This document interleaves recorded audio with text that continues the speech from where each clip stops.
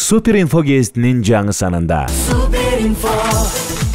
Гүлжигит Сатыбеков кызы менен кызыктуу маек куруп берди. Кызым Суперинфого чыгам деп туфли тандады дейт мырза. Мектептерде 12 класстык билим берүү башталганы жатат. Бул реформа туурабы же катабы? Бул жаатта түрдүү пикирлер айтылууда.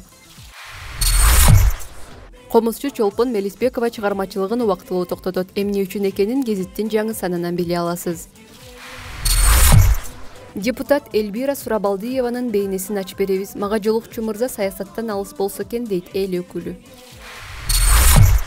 АКШдагы университетте 25 мыкты студенттин катарына кирген мекендешибиз Аклай Давлетованы кепке тартты. Кыргызстанга университет ачкым келет дейт ал.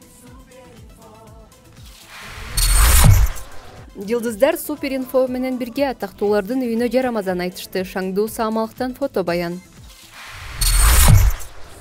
Папиллома же кыргызда сөөл деп аталган оору рак жаратабы? Андан канча барылса болот? Жаңы санда айтып беребиз.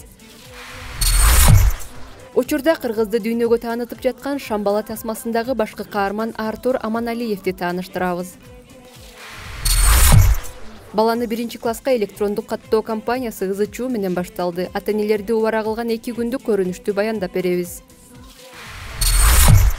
Бишкекте Мүрзө Каскандар кесиби тууралуу айтып беришти. Орундардын көбүн алдын ала ээлеп коюшкан, ээлери али өлө электешет алар.